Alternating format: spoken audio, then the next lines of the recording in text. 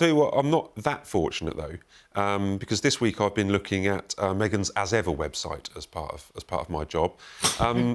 Jam. Have you seen what's happening with her jam?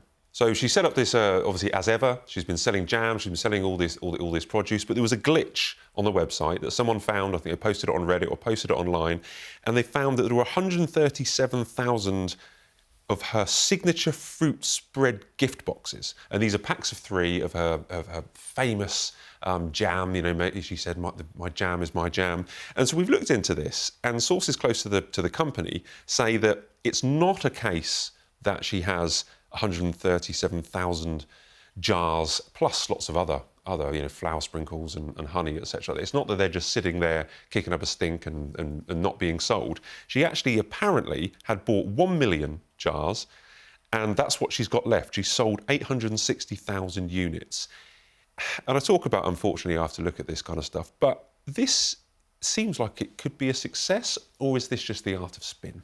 I think that the trouble is with Meghan's cooking, I call it her cooking job, is that is it jam, or is it sprinkles, or is it honey, or is it wine? She's not really focused on one thing, so we don't really know what Meghan does, except, prance around the kitchen looking beautiful.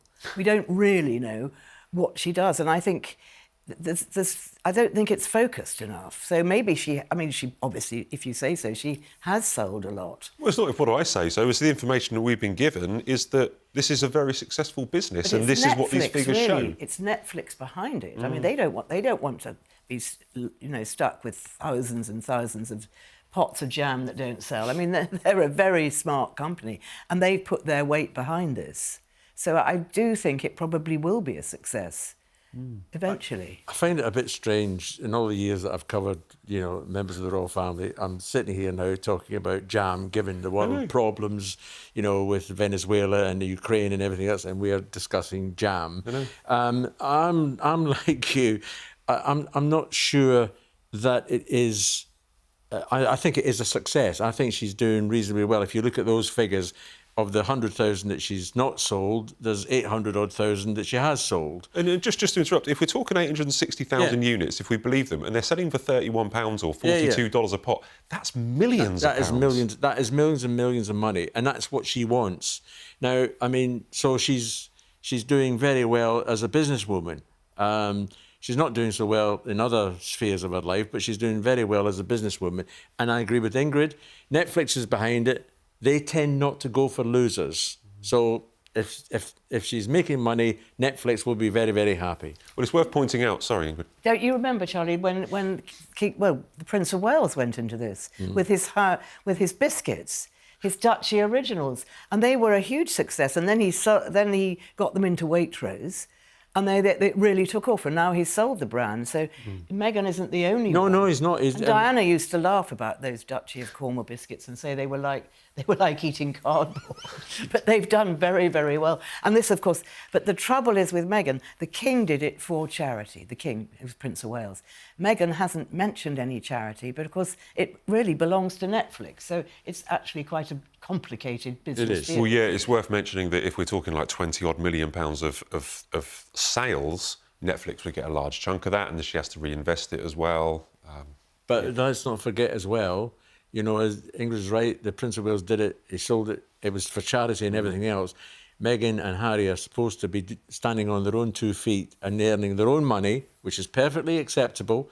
And so if they can sell a pot of jam for £51, then best of luck to them. But then, Charlie, why do they set themselves up as these amazing philanthropic couple if they're not giving any of... No, that's true. I mean, apparently Harry did give a lot of money that he made from his book Spare to charity, and no one took much notice of that. But Meghan's is so out there on television. I think some of it should say some of this is going to whatever charity. I'm amazed she didn't insist on that. Well, you'd have thought that would have been a great PR point to score on her behalf, to say I'm giving X percent to some charity that she loves. There must be one somewhere. Or that loves her. Oh, that loves her. It'll be interesting to find out what our viewers think. Is this a successful business? Do we trust the figures here that it is actually working? And I'd like to know if anyone's actually bought any of this jam, because if we're talking 860,000 units, that's a hell of a lot of people in America. It's only for sale in America. But they are, the plan is now, because you can only buy it in America, the plan is now to go global, gradually. So you could only buy her jam in the United States or North America, I think, at the moment. Soon it'll be Australia. Soon it will be France. Soon it will be the UK. And she's going to have to go and buy more jars of jam to cater for what she expects is going to be this order. Or Netflix will do a deal with a huge supermarket in each country. I mean, it's not a new thing, this celebrity. No. I think it was Paul Newman that did the first. Do you remember Paul Newman's salad dressing? Salad dressing. I think he was the first one I remember doing it. That shows us up, doesn't it, Charlie? Matt wasn't even born, probably. And for those... Paul who? Yeah, Paul absolutely. For those listening in, Paul Newman was a very, very famous actor. Yeah. And gorgeous. Gorgeous. Well, you may think so. A lot of the celebrities do it. George Clooney had Casamigos tequila. He sold it for £1 billion. But it's going to be interesting to see how it plays out.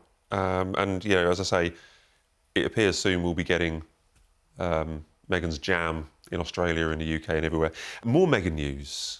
Why can't they keep hold of their staff? Over Christmas, I revealed that Meredith Maines, she was a CCO. She got this new position of head of their communications operations. She left under a year. Wasn't quite 12 months. They also got rid of a PR company they were working with because that didn't work, and they're kind of reassessing their internal staff and who they work with. But also James Holt. Now, he was a top advisor. He's been there for years. He was there pre-Megxit, and he's quite a big deal to lose. And they've lost a lot of staff. We're talking 13, 14 PR staff since they became royals or since they got married. What's going on there? I don't think they know what direction they're going.